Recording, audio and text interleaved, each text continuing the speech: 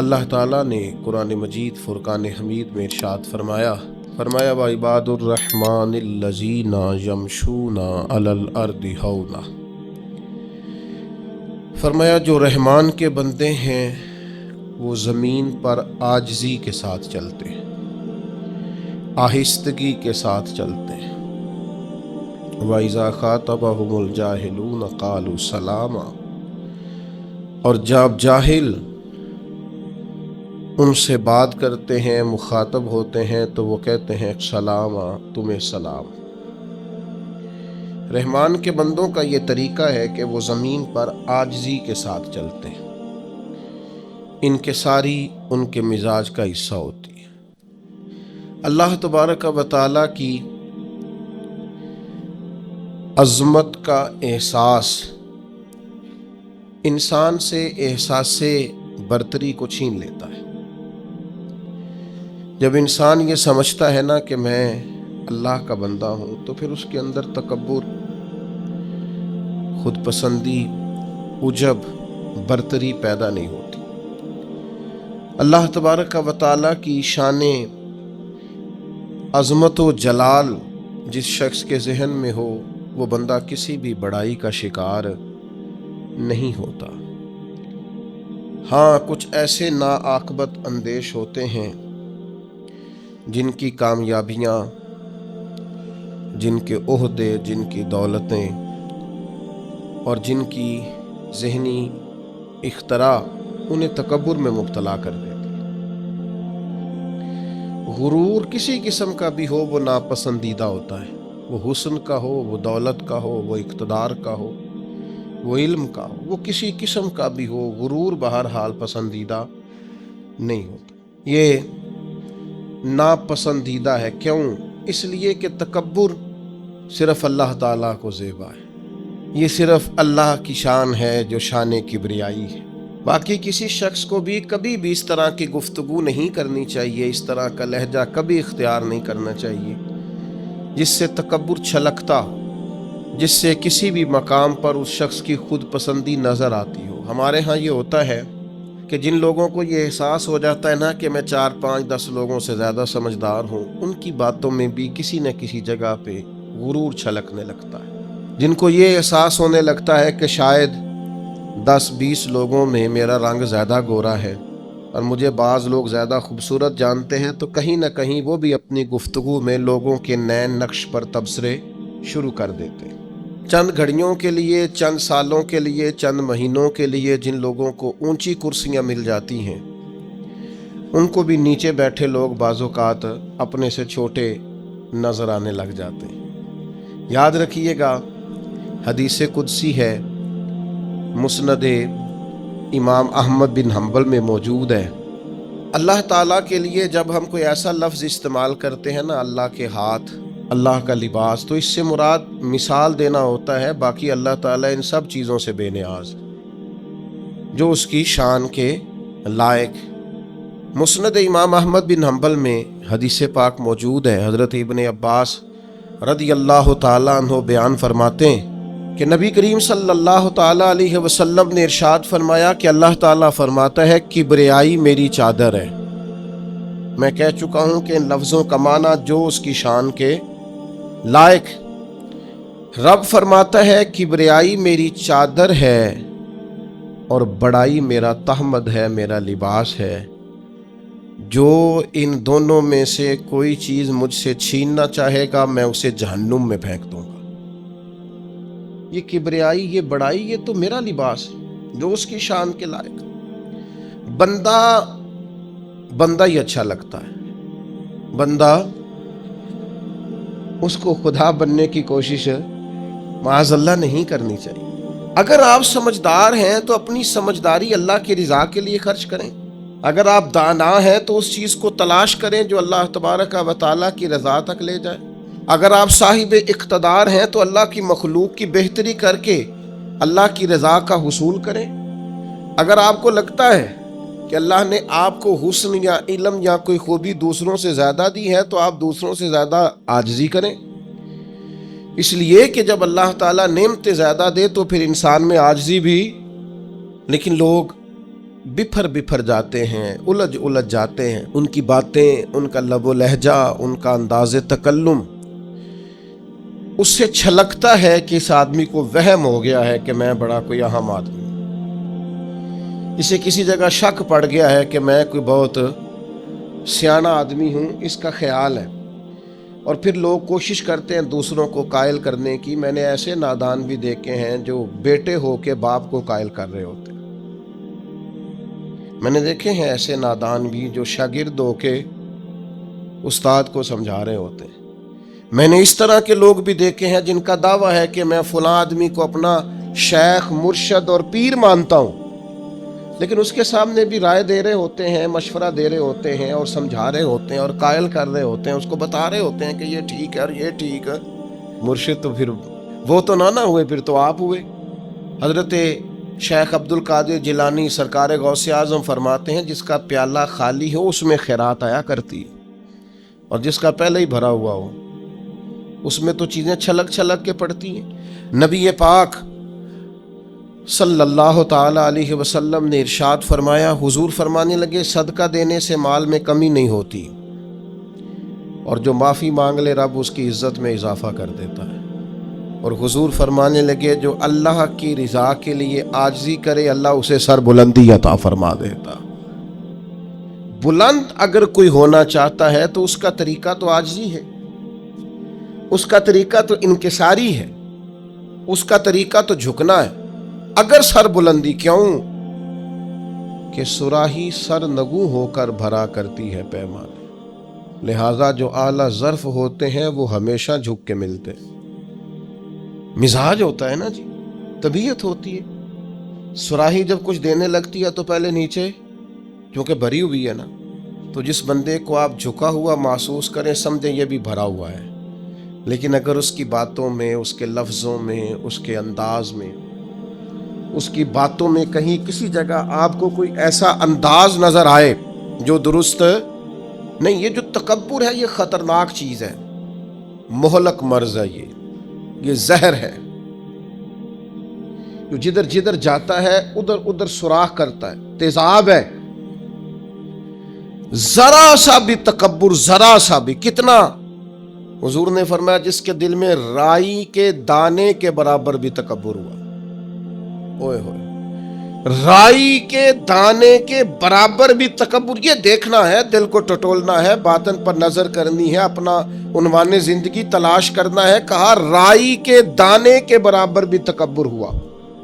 हजरत अब्दुल्ला बिन अमर बिन आस बैठे थे और हजरत अब्दुल्ला इब्न उमर बैठे थे। हजरत अब्दुल्ला इब्न अमर बिन आस उठ के चले गए तो सैयदना अब्दुल्ला इब्न उमर ने रोना शुरू कर दिया। लोगों ने कहा, आप दोनों सहाबा बैठे थे, मोहब्बत की बातें यकीनन हुई होंगी और आपने यकीनन एक दूसरे के साथ जो गुफ्तगू की होगी वो किताब व सुन्नत के उमूर पर मुश्तमिल होगी, लेकिन वो उठ के गए हैं तो आप रोने लगे, वजह क्या हुई? हज़रत अब्दुल्ला इब्न उमर फिर हिचकी बांध के रोए, फरमाने लगे, अब्दुल्ला बिन अमर का ये ख्याल है, वो मुझे बता गए हैं कि नबी करीम सल्लल्लाहु ताला अलैहि वसल्लम ने इरशाद फरमाया, जिसके दिल में राई के दाने के बराबर तकब्बुर होगा उसे चेहरे के बल घसीट कर जहन्नुम में फेंक दिया जाएगा। ये उनका ख्याल है, ये वो बता गए हैं मुझे। तो मैं रो रहा हूं कि इतना बारीक मसला, राई के दाने के बराबर भी तकब्बुर हुआ तो पेशानी के बल घसीट कर दोज़ख में फेंक दिया जाए। तो कहीं ना कहीं खुदा ना खास्ता किसी से ऐसा अगर हो गया तो ये तो बड़ा हसास मसला है, ये तो बड़ी गौर करने वाला अमर है। इंसान कहीं ना कहीं बातकारी देता है, किसी के रंग रूप पर तंज कर बैठता है, किसी की जहालत को ज़ेरे गुफ्तगू ले आता है, किसी शख्स के देहाती होने पर लोग तबसरा करते हैं। तो इतना नाजुक मसला है कि छोटी छोटी चीज का ख्याल रखना। भाई ज्यादा सियाने बनना छोड़ दें, ज्यादा बड़े बनना छोड़ दें, ज्यादा समझदार कहलाना छोड़ दें, ज्यादा पढ़ा लिखा कहलाना। देखे ना, इल्म बड़ी कीमती चीज है, बे इल्म नतवा खुदारा शनाख्त। हजरत सादी कहते हैं, बगैर इल्म के तो रब की भी शनासाई नहीं होती। یہ بڑی ضروری چیز ہے، لیکن اگر کسی کو علم کا تکبر آ جائے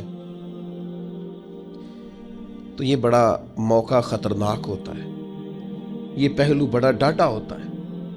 تکبر، اگر حضرت میاں صاحب فرماتے ہیں علم پڑے دا مان نہ کریے مات تاکھی میں پڑیا،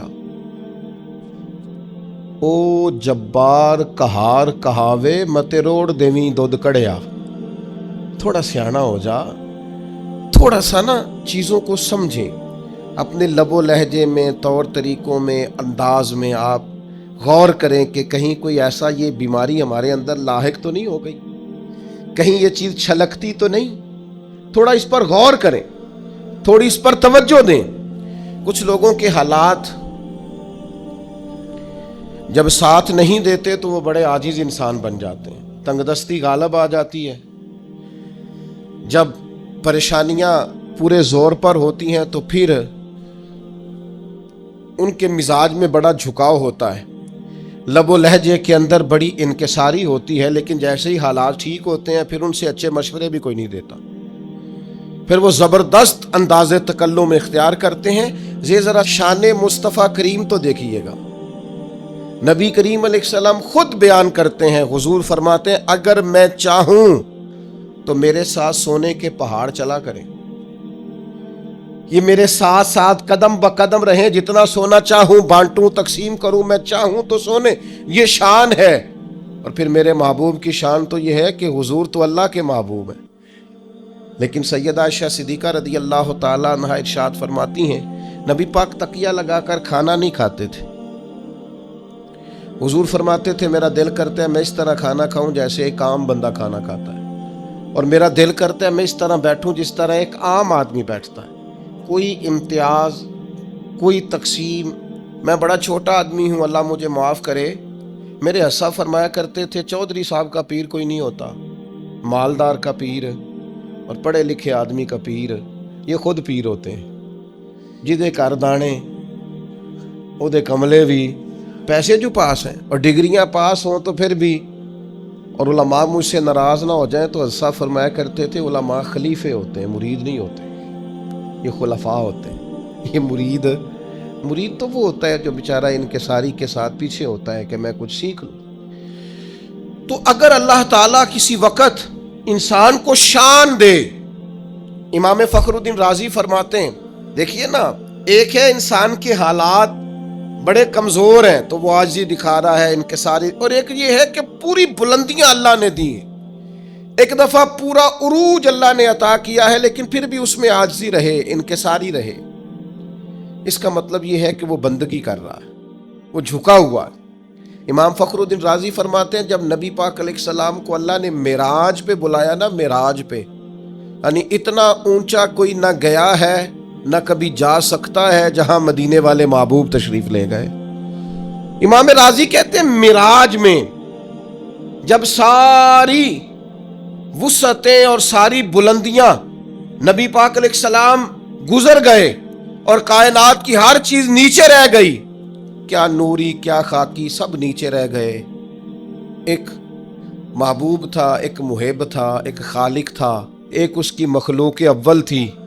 نبی کریم علیہ السلام جب اللہ کی بارگاہ میں بیٹھ گئے تو رب کریم نے کہا محبوب مجھے بتائیے آپ کو کس نام سے پکاروں، محبوب بتاؤ نہ کس لقب سے ملقب کروں، آج آپ میرے سامنے بیٹھے کس لقب سے یاد کروں؟ تو یہ شان دیکھو میرے کریم محبوب کی، کہا اے اللہ میرا دل کرتا ہے تو مجھے اپنا بندہ کہہ کے پکارے، متائے بے بہا ہے درد و سوز آرزو مندی، مقام بندگی دے کر نہ لو شان خدا بندی۔ رسول کریم نے امت کو بتایا جو رب کا بندہ کہلانے میں مزہ ہے نا وہ کسی اور چیز میں نہیں ہے۔ مالک مجھے اپنا بندہ یا عبدی بندہ کہہ کے بلا، تیرا بندہ کہلانے میں جو مزہ ہے، عاجزی انکساری، یہ انسان کو بڑا نوازتی ہے۔ صحیح مسلم میں حدیث ہے، ایک خاتون حضور کی بارگاہ میں آئی جس کی عقل میں کچھ تھوڑی کمزوری تھی، حواس پورے درست، ہم اپنے لفظوں میں دیوانہ کہتے ہیں، کچھ لوگ اب نارمل بھی کہتے ہیں ایسے آدمی، ذہنی توازن پوری طور پہ ٹھیک نہیں تھا۔ وہ خاتون حضور کی بارگاہ میں آئی اور اس نے عرض کی یا رسول اللہ مجھے آپ سے کام ہے. تو نبی پاک علیہ السلام نے فرمایا تو مدینے کی جس گلی میں کہے گی میں کھڑے ہو کے تیری بات سننے کو تیار ہوں. وہ حضور کو لے گئی ایک کونے میں، لے جا کے اس نے اپنی ساری بات سنائی اور مدینے والے محبوب نے ساری بات سنی. ایک طرف شان یہ ہے کہ محبوب معراج کی بلندیوں پر اللہ کے قرب خاص میں بیٹھے ہیں، اور دوسری طرف حال یہ ہے، آج یہ ہے کہ ایک وہ امت کی خاتون جس کا ذہنی توازن ٹھیک نہیں ہے، مدینے کی گلی میں کھڑے ہو کے کریم اس کی باتیں بھی سن رہے ہیں. جب اللہ تعالیٰ شانیں عطا کرے، بلندیاں عطا کرے، تو پھر انسان کو تھوڑا سا سمجھنا چاہیے. اچھا ایک وقت ایسا آتا ہے جب کچھ لوگ بندے کو تکلیف دیتے ہیں، پھر ایک ٹائم ایسا آتا ہے وہ تکلیف دینے والے اس کے سامنے آ کے بیٹھ جاتے ہیں، عاجزی کرتے ہیں. مکے والوں نے بڑی تکلیف دی، پھر بدر والی دن وہ قابو آ گئے، گرفتار ہو گئے. اب آپ کو پتہ ہے بندے کے جب وہ بندہ قابو آ جائے نا، جس نے تکلیف دی ہو، تو لوگ دانت پیستے ہیں، شدید غصہ کرتے ہیں کہ آیا نا اب میری داڑھ کے نیچے، اب دیکھنا میں حشر کیا کرتا ہوں. سخت ترین سزا دینے کو جی چاہتا ہے، لیکن مکے والے قیدی بن کے آئے تو نبی پاک نے نہ ان کی آنکھیں نکالی، نہ کان کاٹے، نہ قتل کیا، بلکہ معمولی سا فدیہ فرمایا یہ دو جرمانہ اور جاؤ. اور صحابہ سے کہا ان قیدیوں کو اپنے اپنے گھروں میں لے جاؤ اور ان کی خدمت کرنا. وہ قیدی بتاتے ہیں کہ قربان جائیں اس حسن سلوک پر کہ جن کے گھروں میں ہم قیدیوں کو رکھا گیا تھا وہ خود کھجوریں کھا کے گزارا کرتے تھے، ہمیں کھانے کھلایا کرتے، خود کھجور پانی پر گزارا کرتے. ایک شخص ان میں تھا، ابو ایذا اس کا نام تھا، وہ شاعر تھا. اس نے نبی پاک علیہ السلام کی خدمت میں عرض کی یا رسول اللہ میری 5 بیٹیاں ہیں، میں فدیے کی رقم بھی کوئی نہیں دے سکتا، اگر آپ مجھے ویسے ہی آزاد کر دینا تو نہ آج کے بعد اسلام کی مخالفت کروں گا نہ کسی اور کو ابھاروں گا. یہ 5 بیٹیوں کی بات کرنے والا بندہ یہ پہلے تلوار لے کے آیا ہے مسلمانوں کے خلاف لڑنے، یہ پھول لے کے نہیں آیا، یہ تلوار لے کے پہلے لڑنے آیا ہے. اب جب قابو آ گیا تو کیا کہہ رہا ہے میری 5 بیٹیاں ہیں. تو سوال یہ کھڑا ہوتا تھا کہ بھائی جب تو مسلمانوں کے خلاف تلوار لے کے نکلا تھا، نیزے لے کے آیا تھا، اسلحہ باندھ کے آیا تھا، تب تیری 5 بیٹیاں نہیں تھیں؟ قابو آ گیا تو کہتے 5 بیٹیاں اور میں فدیہ بھی نہیں دے سکتا، جرمانہ بھی نہیں دے سکتا، آزاد کر دیں. پر کھڑا ہے نا رسول رحمت کے سامنے، یا رسول اللہ مجھے معافی دے دے. تو حضور مسکرا کے فرمانے لگے ٹھیک ہو گیا، جا میں نے معافی دے دی، ختم ہو گئی بات. یہ وہ عاجزی انکساری کے پہلو ہیں جو نبی کریم صلی اللہ تعالی علیہ وسلم نے ہمیں سکھائے ہیں. میرے عزیزو، فتح جب ہوئی نا مکے کی تو بہت بڑی فتح تھی. خود قرآن نے کہا اذا جاء نصر اللہ والفتح ورأیت الناس يدخلون فی دین اللہ افواجا. بہت بڑی فتح تھی، لیکن صحابہ فرماتے ہیں فتح مکہ تاریخ انسانیت کا بہت بڑا معرکہ تھا. پر ہم نے یہ حال دیکھا کہ نبی کریم علیہ السلام جب مکے میں داخل ہو رہے تھے تو سیاہ رنگ کا امامہ باندھا ہوا تھا اور گردن جھکی ہوئی تھی، اور اتنی گردن مبارک جھکی ہوئی تھی کہ لگتا تھا اونٹ کے کجاوے سے جا لگے. عاجزی سے، انکساری سے، جیسے جیسے پھل لگ جاتا ہے درخت ویسے ویسے جھک جاتا ہے. تو جب اللہ تبارک و تعالیٰ کسی شخص کو عروج دے، حالات اچھے کرے، تو پھر اسے کیا کرنا چاہیے؟ ایک خاص پہلو آپ کی خدمت میں عرض کرنا ہے. کچھ لوگوں سے نا لوگ پیار کرتے ہیں. وہ چراغ گولڈا نے کہا تھا خدا کا شکر زمانے کی قدردانی ہے، ہم جوان بھی نہ ہوئے تھے کہ پیر کہلائے. کچھ لوگ ایسے ہوتے ہیں جو کہیں صاحبزادے ہوتے ہیں، کہیں ان سے لوگ عقیدت کرتے ہیں. خدا کا شکر زمانے کی قدردانی. لیجیے جو پیر ہے نا، یہ فارسی کا لفظ ہے، پیر بوڑھے کو کہتے ہیں اصل میں. ہمارے عرف میں پیر رہنما کو کہتے ہیں، لیکن پیر بیسیکلی بوڑھے آدمی کو کہتے ہیں. تو پیر نصیر الدین کہتے ہیں کہ خدا کا شکر زمانے کی قدردانی، ہم جوان بھی نہ ہوئے تھے کہ پیر کہلائے. ایسا ہوتا ہے کئی دفعہ. یہ جو عقیدتیں ہوتی ہیں نا، جن لوگوں سے لوگ عقیدت رکھتے ہیں، ان کا عاجزی والا ہونا بھی بڑا ہی ضروری ہے. ان کا انکساری والا ہونا بھی، یہ جو مذہبی محبتیں ہوتی ہیں نا، یہ بڑی ڈاڈی ہوتی ہیں، جن سے لوگ دین کے نام پر محبت کرتے ہیں نا۔ ایک دفعہ ایک سابق MP صاحب میرے پاس آ گئے وقت لینے کے لیے، تو میں نے معذرت کی ان سے، میں نے کہا میرے پاس ٹائم نہیں ہے۔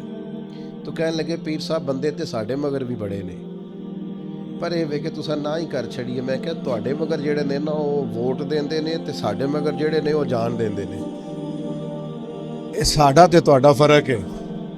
مذہبی محبتیں ہوتی ہیں نا، یہ بڑی اچھا، اللہ تعالیٰ معاف کرے، بہت سارا فضل کرے، ان کا بھی لوگ پھر غلط استعمال کرتے ہیں۔ بعض نا عاقبت اندیش لوگ دین کے نام پہ محبت کرتے ہیں، ان کے دل میں خواہش جاگ جاتی ہے پیسوں کی، اقتدار کی، بڑی کوٹھی کی، بڑے گھر کی، بڑی گاڑی کی۔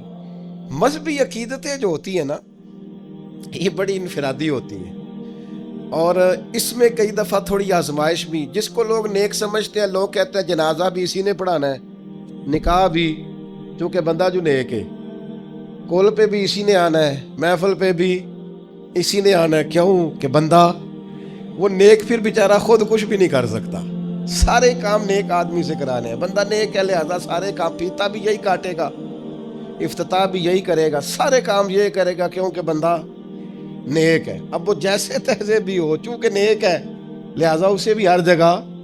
تو اس کے کئی پہلو ہیں مذہبی محبتوں کے۔ کائنات میں دین کے نام پر جو سب سے زیادہ پیار کیا گیا وہ مدینے والے محبوب سے کیا گیا، یعنی اتنا پیار کیا گیا کہ عروہ بن مسعود ثقفی نے کہا تھا میں نے زمانہ دیکھا ہے، وہ بادشاہ بھی گویا دیکھے جو اپنے آپ کو سجدے کراتے ہیں معاذ اللہ، لیکن جو عقیدت مدینے والے محبوب کے غلام حضور کے ساتھ رکھتے ہیں نا، یعنی کلی کا پانی سرکار اگر باہر نکالیں تو جو لوگ چہروں پہ مل لیں، اور جس کو پانی نہ ملے وہ دوسرے کے ہاتھ سے مس کر کے اپنے چہرے پر مل لے۔ اتنی عقیدتیں، یعنی حضرت عثمان غنی بیت اللہ شریف سامنے ہو اور ان سے کہا جائے طواف کر لو تو وہ کہے نہیں، اپنے نبی کے بغیر نہیں کرنا۔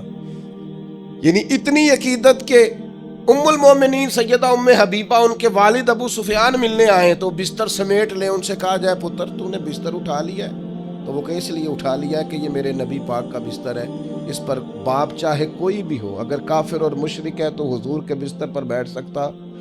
اتنی عقیدتیں نبی پاک کے ساتھ لوگوں نے کی، لیکن اس کے باوجود رسول پاک صلی اللہ تعالی علیہ وسلم کا یہ عاجزی کا عالم ہے کہ جب بدر کے لیے حضور جا رہے تھے تو ایک ایک سواری تھی اور تین تین لوگ تھے، تو نبی پاک علیہ الصلوۃ والسلام کے ساتھ بھی دو لوگ ہو گئے، حضرت مولا علی شیر خدا اور حضرت ابو لبابہ رضی اللہ تعالیٰ عنہ۔ تو طریقہ کار یہ تھا کہ تینوں لوگ باری باری سوار ہوتے، دو پیدل چلتے، ایک سوار ہوتا۔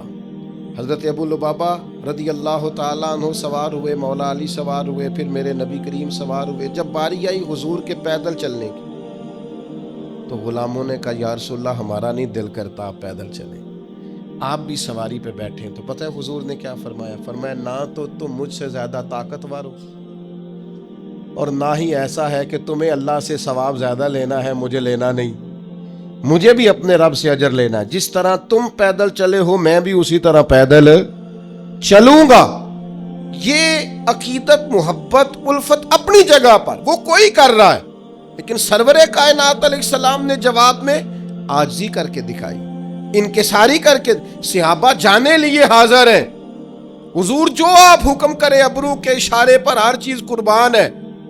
لیکن دوسری طرف منظر یہ ہے کہ اگر صحابہ کہتے ہیں ہم مسجد نبوی کی تعمیر کے وقت 3 اینٹیں اٹھا کے لاتے تھے تو حضور 4 اٹھا کے لاتے۔ نبی کریم علیہ الصلوۃ والسلام نے کسی ممتاز ہونے کو، کسی امتیاز کو پسند ہے نا؟ ہمارے اندر بہت سارے لوگ جو اپنے گھر بھی سبزی لینے نہیں جا سکتے، اگر ڈرائیور رکھنے کی طاقت مل جائے نا، 4 پیسے آ جائیں، پھر ان کا خیال ہوتا ہے گاڑی کا دروازہ بھی ڈرائیور ہی کھولے، بند بھی ڈرائیور ہی کرے، پتہ تو چلے نا کسی کہ جناب نے ملازم رکھا ہوا ہے۔ یہ چیزیں انسان کو مشکل میں ڈال دیتی ہیں، اس کی تکالیف بڑھ جاتی، اس میں آزمائش آ جاتی، حالات کا تناظر کچھ اور کا کچھ اور ہو جاتا ہے۔ انسان جب اتنا بڑا ہو جاتا ہے تو پھر وہ عام انسانوں کے ساتھ وقت نہیں گزار سکتا، پھر اپنوں کے ساتھ بھی وہ خوشیاں گزار سکتا نہیں۔ وہ پھر اپنوں کے لیے بھی، میں ملک سے باہر تھا تو چند لوگ میرے گرد آ کے بیٹھ گئے، کہنے لگے ہمارا دل کرتا ہے مستقل یہاں آ جائیں۔ انہوں نے کئی باتیں کی، یہ کام دین کا زیادہ ہو جائے گا، یہ کام دین کا زیادہ ہو جائے گا، یہ کام دین کا زیادہ ہو جائے گا۔ تو میں نے ان سے کہا اگر میں وہاں بیٹھ کے آپ تک پہنچ گیا تھا نا، اور آپ وہاں بیٹھے مجھے جاننے لگے، تو میں تو ایک چھوٹی سی مسجد میں جمعہ پڑھانے والا آدمی، اگر وہاں بیٹھ کے دین کا کام یہاں پہنچ گیا ہے تو انشاءاللہ وہاں بیٹھ کے باقی جگہوں پر بھی پہنچ جائے گا۔ تھوڑا سا انسان واپس آئے، چیزوں کو دیکھے، وہ غور رکھے کہ اصل کیا ہے۔ ممتاز ہو جانا، الگ الگ نظر آنا، لہجے کے اندر ترشروئی رکھنا اور کہنا کہ جناب میں ایک خاص آدمی ہوں، میرا وقار الگ ہے، میری ملاقات الگ ہے، میرا پروٹوکول الگ ہے، ان سے انسان تکلیف میں آ جاتا۔ آپ یقین کریں جن لوگوں کو عادت ہو جاتی ہے نا اسٹیج پہ بیٹھنے کی، وہ تو محفل کی لذت ہی نہیں لے پاتے۔ ان بیچاروں کو ایسا سخت مسئلہ، یہ میں نے دیکھا ہے کچھ لوگ مذہبی جلوس نکل رہا ہے، میلاد شریف کا ہے، کوئی اور تقریب ہے، اس میں بھی بیچارے بڑے سخت پریشان ہیں، کسی طریقے سے میری فوٹو آ جائے، کسی کو پتہ چل جائے۔ تو بھائی مذہبی عقیدتیں ہوں یا کسی قسم کی بھی، آپ اپنی عاجزی کو برقرار رکھیں گے، اپنی بندگی کو کبھی بھی آپ ادھر ادھر نہیں ہونے دیں گے۔ سفر کر رہے تھے صحابہ نبی پاک کے ساتھ، تو ایک جگہ بکرا ذبح کر کے پکانے کی بات آئی، تو ایک صحابی نے کہا میں ذبح کروں گا، ایک نے کہا میں کھال اتاروں گا، ایک نے کہا میں گوشت بناؤں گا۔ تو نبی کریم علیہ السلام فرمانے لگے کہ پھر میں اس طرح کرتا ہوں، میں لکڑیاں اکٹھی کر کے لاتا ہوں تاکہ آگ جلائی جائے، میں لکڑیاں اکٹھی کر کے لاتا ہوں۔ تو عرض کی یا رسول اللہ صلی اللہ تعالی علیہ وسلم، ہم سب ہیں نا، ہم یہ کام کریں گے؟ تو حضور نے فرمایا میں تم میں سے ممتاز ہونا پسند نہیں کرتا۔ کریم ارشاد فرمانے لگے بے شک اللہ تعالیٰ کو یہ بات ناپسند ہے کہ کوئی بندہ اپنے ساتھیوں میں امتیاز کی صورت اختیار کرے، الگ تھلگ نظر آئے۔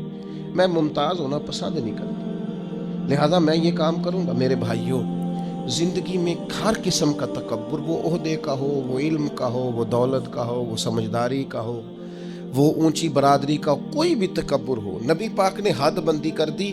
فرمایا رائی کے دانے کے برابر بھی اگر تکبر ہوا، رائی کے، پتہ ہے نبی پاک علیہ السلام کو اللہ نے عقل کتنی عطا کی؟ حضرت وہب ابن منبہ فرماتے ہیں اللہ تعالیٰ نے عقل کا 1000 حصہ کیا ہے، ایک حصہ عقل اللہ نے ساری دنیا کو عطا فرمائی۔ اسی سے ڈاکٹر ہیں، اسی سے انجینئر ہیں، اسی سے سائنسدان ہیں، اسی سے علماء ہیں، سب اسی سے بنے، جو ایک حصہ عقل اللہ نے دنیا میں نازل کی۔ فرمایا باقی 999 حصے عقل کے اللہ نے اپنے حبیب کو عطا فرمایا صلی اللہ تعالی علیہ وسلم۔ لیکن اس کے باوجود حضور صحابہ سے مشورہ کرتے اور ان کا مشورہ قبول کرتے۔ جنگ احد میں نقصان ہوا، کیوں؟ حضور کا مشورہ دے تھا کہ مدینہ شریف کے اندر رہ کے جنگ لڑنی چاہیے، اور صحابہ جوش جذبات میں تھے، جوش جہاد میں تھے، کہ ہم اندر رہ کے کیوں لڑیں، وہ سمجھیں گے یہ اپنے گھر میں محصور ہو گئے، باہر نکل کے جنگ کریں۔ اللہ کے پیارے رسول صلی اللہ تعالی علیہ وسلم نے اپنی رائے کو چھوڑا، صحابہ کی رائے کو اختیار فرمایا۔ اگرچہ بظاہر نقصان بھی ہوا، لیکن کل عقل رکھنے کے باوجود بھی مدینے والے محبوب نے صحابہ کی رائے کو قبول کیا۔ یہ کیا ہے؟ یہ سرکار کی عاجزی، مشورہ قبول کرنا، کسی اور کی بات بھی سننا۔ کچھ لوگ ایسے ہوتے ہیں جن کی عقل، بیچاروں کی عقلیں کل ہوتی،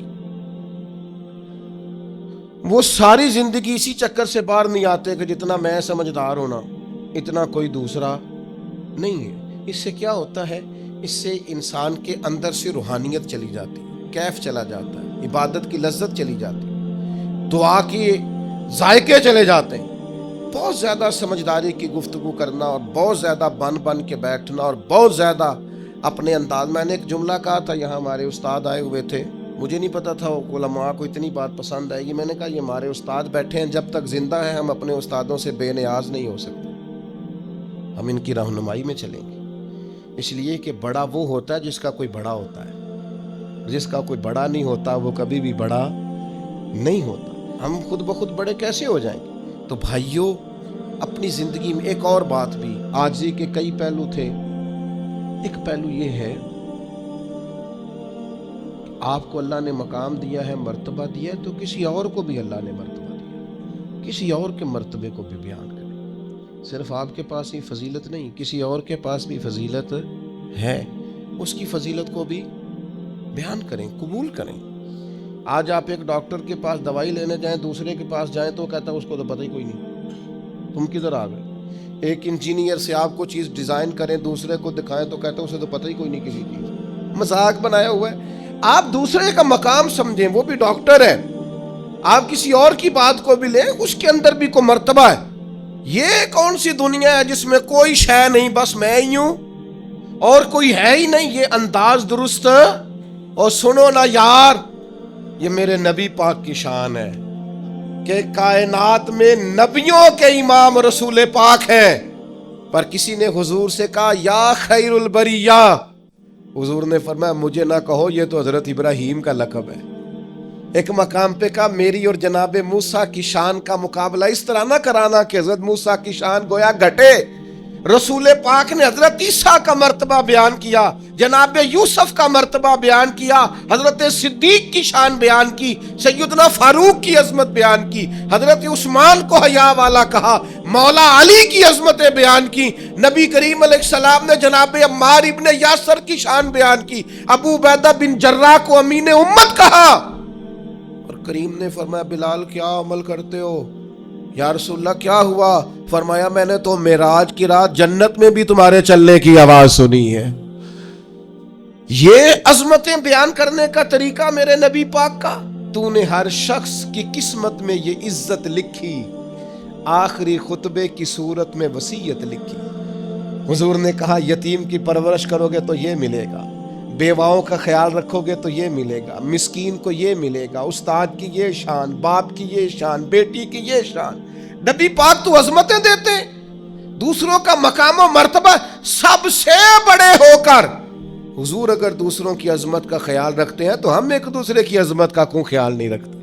ہم ایک دوسرے کی شان کو کیوں بیان نہیں؟ وہ ایک جگہ پہ میں موجود تھا تو مجھے ایک صاحب نے پوچھا، اس نے کہا جی تسی مدرسے جڑے بچے پڑھاندے انہوں ڈاکٹر کیوں نہیں بناندے، انجینئر کیوں نہیں بنتے مدرسے کے بچے، مدرسے کے بچے جو ہیں یہ پائلٹ کیوں نہیں بنتے؟ تو میں نے ان سے کہا آپ مجھے بتائیں جو بچے میڈیکل کالج میں پڑھتے ہیں وہ عالم دین کیوں نہیں بنتے؟ جو میڈیکل کالج میں پڑھتے ہیں وہ انجینئر کیوں نہیں بنتے؟ ڈاکٹر سے کبھی کسی نے کہا تو ڈاکٹر ہے انجینئر کیوں نہیں؟ پوچھا کبھی؟ پائلٹ سے آپ نے کہا جناب تو پائلٹ ہے ڈاکٹر کیوں نہیں؟ عجیب بیوقوفی ہے نا بھئی، یہ الگ ایک تعلیم ہے، ایک الگ سکول آف تھاٹ ہے، یہ باقاعدہ ایک ڈگری ہے۔ آپ پاگل ہیں؟ آپ ڈاکٹر سے پوچھو وہ پائلٹ کیوں نہیں، تو میں آپ کو بتا دیتا ہوں مدرسے کا طالب علم ڈاکٹر کیوں نہیں۔ پوچھیں آپ، یہ الگ ایک ڈگری ہے، اس کے اندر اسپیشلائزیشن ہے۔ جب بچہ درس نظامی کرتا ہے تو پھر اس سے پوچھا جاتا ہے تو انہیں شیخ الحدیث بننا ہے، شیخ القرآن بننا ہے، شیخ الفقہ بننا ہے، فقہ میں تخصص کرنا ہے، حدیث میں کرنا ہے، تفسیر میں کرنا ہے، یہ الگ ایک پورا شعبہ ہے۔ امت کو اپنی رہنمائی کے لیے اگر ڈاکٹر کے مشورے کی ضرورت ہے تو عالم کے مشورے کی ضرورت نہیں۔ تو عجیب فلسفہ ہے نا جی۔ اور روز جس کا جی چاہتا ہے وہ ٹی وی آ کہتا ہے جی مدرسوں میں بچے ڈاکٹر کیوں نہیں بنتے؟ آپ مجھے بتائیں میڈیکل کے بچے عالم کیوں نہیں بنتے؟ میڈیکل کے بچے پائلٹ کیوں نہیں بنتے؟ مذاق بنا رکھا ہے آپ نے۔ باقی یہ ہے کہ آپ ہمارے پاس آئیں، مدرسوں کے بچوں کے پاس بیٹھیں، اور میں ذمہ داری سے کہتا ہوں ابھی تو ان بچوں کو بھی اپنی شان کا نہیں پتہ ان کی کتنی ہے۔ آپ ان کے پاس آ کے بیٹھیں، انشاءاللہ کسی ڈاکٹر سے کم نظر نہیں آئیں گے، کسی لیکچرار سے چھوٹے نظر نہیں آئیں گے، انشاءاللہ یہی چراغ جلے گا تو روشنی ہوگی۔ تو میرے عزیز عاجزی کریں، دوسرے کے وجود کو تسلیم کریں، اس کے وجود کو قبول کریں۔ میں الحمدللہ مدرسے کا پڑھا ہوا ہوں، لیکن میری طبیعت خراب ہوتی ہے تو میں ڈاکٹر کے پاس جاتا ہوں۔ میں نے کبھی نہیں کہا کہ مجھے ڈاکٹر کی ضرورت نہیں، مجھے ہے۔ یہ ہم نے تعمیرات کی ہیں تو آپ نے باقاعدہ نقشہ نویس بلایا ہے، نقشہ نویسوں کے ساتھ میٹنگ کی ہے، جس کی ضرورت ہے اس کو بلایا ہے۔ ہر شعبے کا بندہ اس کی قدر کریں، اس کا احترام کریں، بلکہ وہ شخص جو صرف ایک سوئچ لگا دیتا ہے نا، جس کو آپ الیکٹریشین کہتے ہیں، اوے کہہ کے آواز دیتے ہیں، شان اس کی بھی بڑی زیادہ ہے، اس لیے کہ اگر وہ روشنی نہ کرے تو پھر بھی نظام چل سکتا تو زندگی میں عاجزی کریں، دوسروں کے وجود کو قبول کریں، تھوڑا سا اپنی ذات سے اوپر اٹھ کے بھی سوچیں، سارے محکمے ہی ہمارے ہیں، سارے ادارے ہی ہمارے ہیں، ان سب سے پیار کریں، کسی کے بارے میں اپنی رائے کو کبھی کمزور نہ کریں۔